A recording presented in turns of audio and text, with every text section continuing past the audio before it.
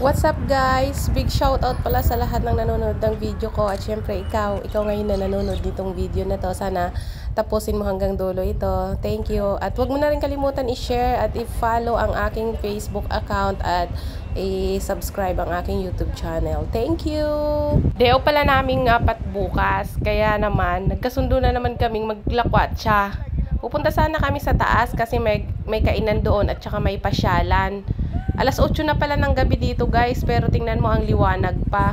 Nang dumating nga kami sa bus station, ang tagal pa naming nag-antay. Nung chinik namin kung anong oras ang biyahe, ay Diyos ko po, ang tagal pa pala.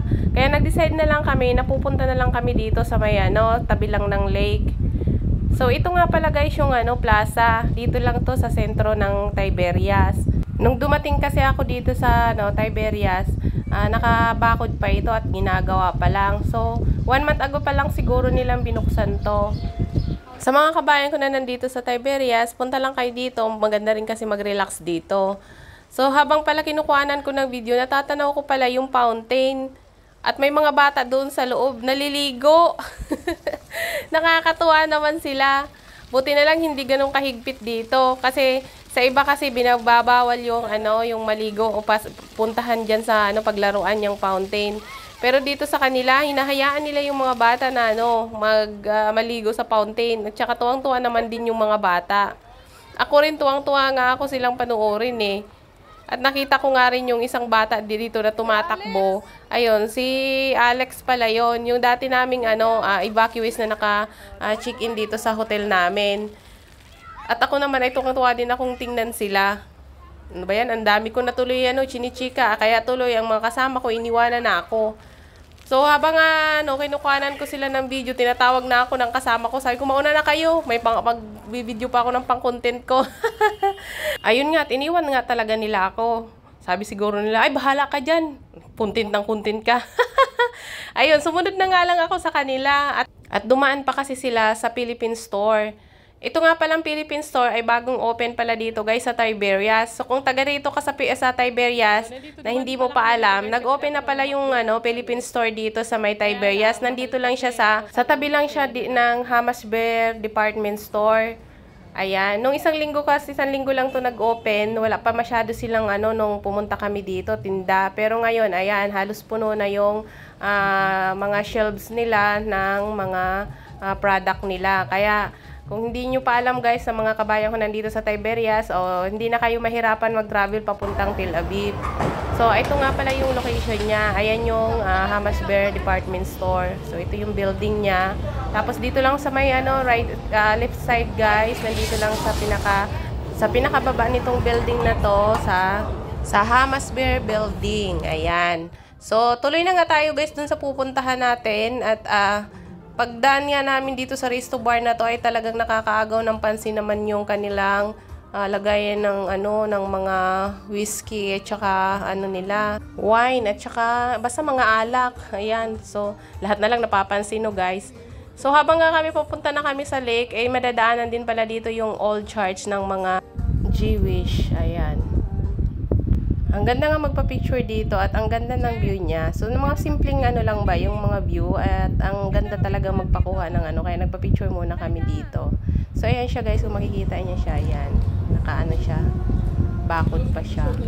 So, tuloy na nga tayo dun sa pupuntahan natin. At pag pumunta nga kayo dito ng Tiberias, marami din kayong makikitang mga paninda dito, mga souvenir at saka yung sinusuot pag nag-swimming. Kasi nga marami din na naliligo dito sa lake. Ayan, at dumaan nga kami dito at bumili pa ng mainom namin yung kasamahan ko. Kasi nga, hindi na kami nakabili doon kanina sa Philippine Store. Kasi pag doon kasi bumili, medyo may kamahalan nga lang ang mga paninda. So, ayan na nga guys, pag napunta nga kayo dito, ayan, makikita nyo, marami kayo dito mabibili. Basta may pera kayo. Charot.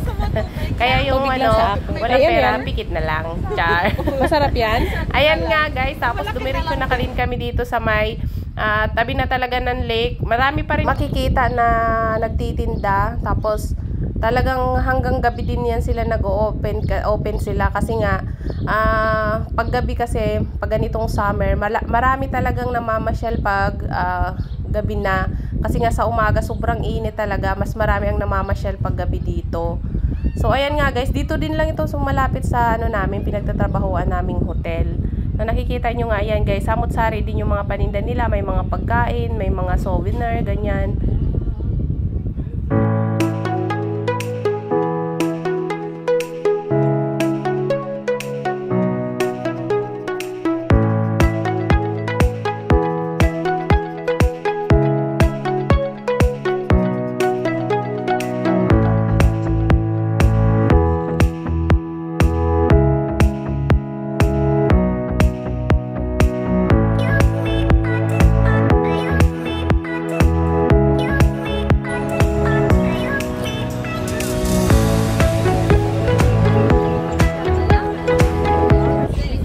Guys, simula dito at matatanaw talaga natin yung dalawang hotel, yung magka-sister company. Tapos dito sa isa, sa plaza, dito kami nag-work. Dito lang pala ito banda sa likuran, guys. Ayan.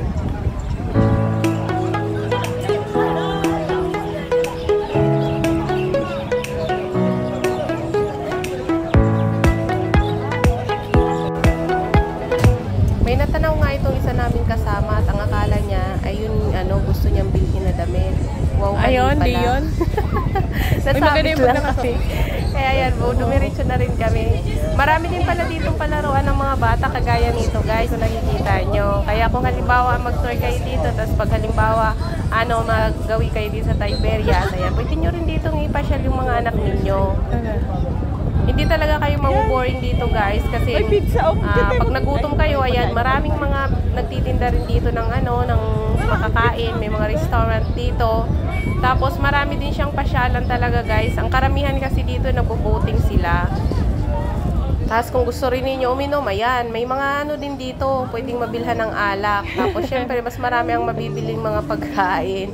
Natatawa nga ako kasi habang nagbibideo ako, yung may-ari ng restaurant na to, akala siguro kakain kami sa kanila. Talagang naman napakaway-kaway pa. Char.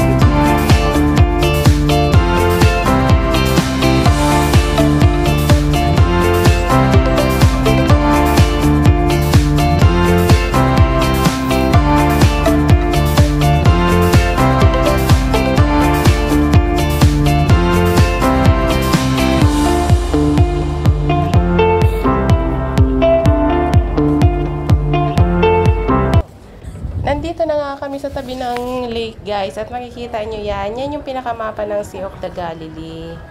Ayan. Dito po yan sa Tiberias. At ito po yung pinaka-tourist spot dito na dinadayo ng mga karamihan na pumupunta dito, yung Sea of the Galilee. Dito nga po pala naglakad si Jesus sa lawa na ito, guys, na naglakad siya sa tubig na hindi siya nalulunod. Dito yun, guys, yung kwento sa Bible. So, yan lang, guys. After ng namin, 1 hour siguro kami mahigit dyan. Nagkumain lang kami mga chicherya. Tapos, nagturo TikTok. Tapos, picture-picture. Tapos, yun na. Pauwi na kami, guys. Kaya, yan lang guys, i-share ko sa inyong video. Thank you for watching, guys. Bye-bye.